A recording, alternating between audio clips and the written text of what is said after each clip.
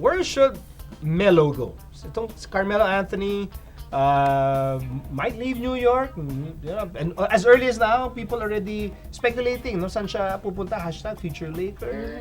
No? Yeah, Magu and I were talking about it. Meron pa. Ayaw niya daw. Meron pa. There's this idea being tossed around. Miami Heat. If they don't win a championship, he could go to Miami. If the That's Heat, insane. if the Heat don't But go, LeBron's a free agent too. I don't know. Pag napunta doon yun, baka umalis eh. I don't know. I don't So think we can coexist, no? So let's do gut check here. Gut feel mo, Magu. Where is Melo going? He should stay. He should. You don't leave New York. You came to New York on a mission to save New York basketball.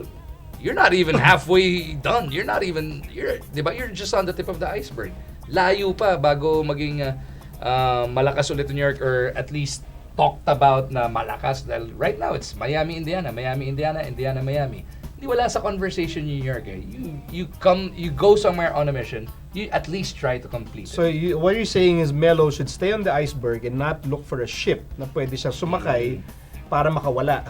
Because at this point in New York, it's not even the Titanic, it's the iceberg. Yeah. It's just there. Okay, sa pinto. Ganun lang, I don't know.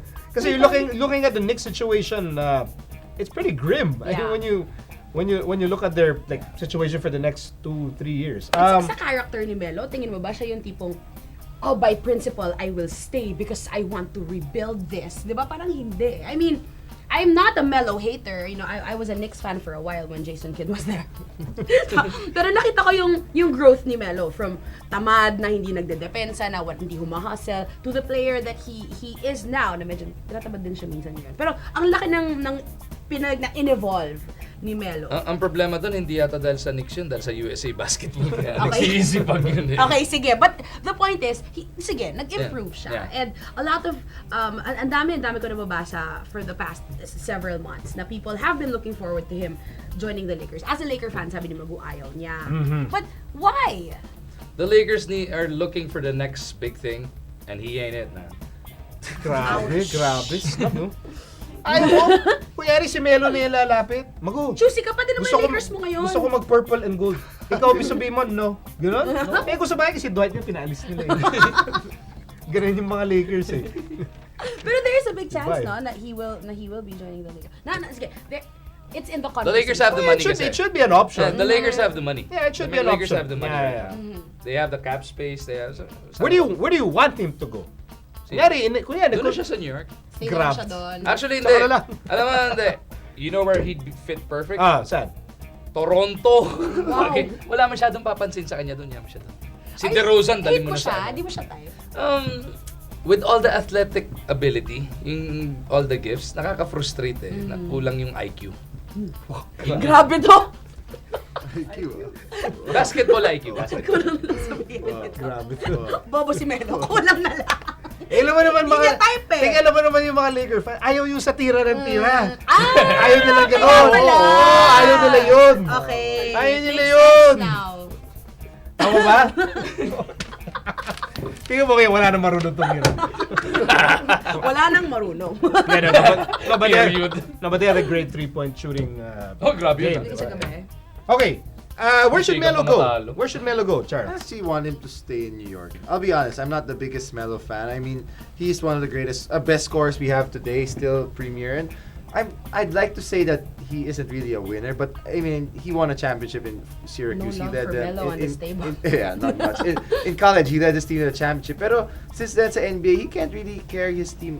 Past the first round. There's been I think one time. I'm not even sure, but he hasn't really had much success. And that's where I see a lot of different guys. Let's say Durant. Pag naiwan mo siya sa Oklahoma, he'll find a way to make them win. I know he has a better cast than Melo right now, but still, Melo doesn't play enough defense for me. And he went nga to New York for a reason. He wanted the limelight, the glamour of the city to rebuild the team. And I think New York as a franchise, they're always going to be committed to winning.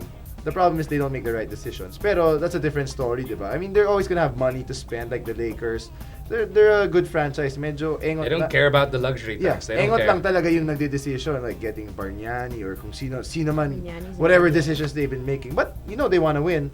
So if he sticks it out, who knows? If Malay mo si LeBron mag-New York.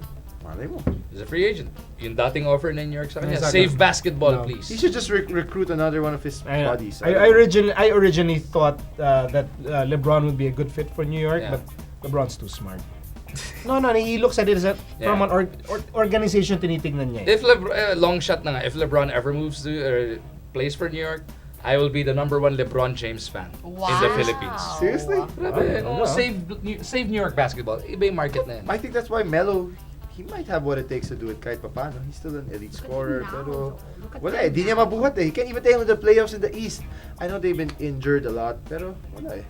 The Bobcats, but led by Al Jefferson, are making the playoffs. You're Melo, you gotta take your team to the playoffs. Yeah, I know, but it can't. I think it's unfair if you like blame everything on Yeah, him. it's not just I mean, the guy's like scoring 40 points. I mean, he's doing his best, just not enough support. If I'm a Laker fan, I would really keep an open mind.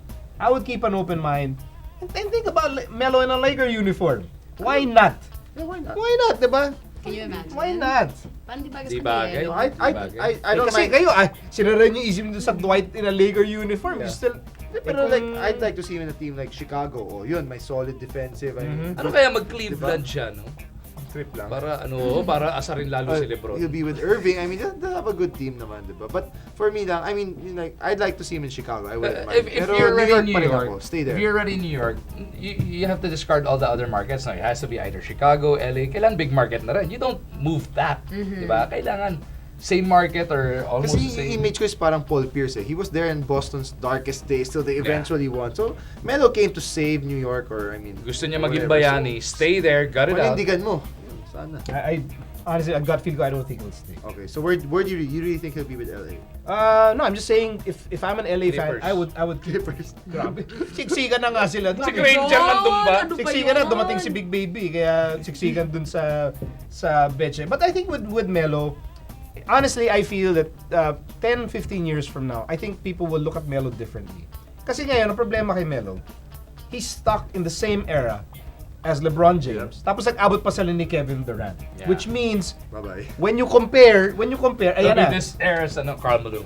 Yeah, parang ganun eh. Carmelo. Para yung pagdating kasi NBA fantasy tayo mag-isip eh.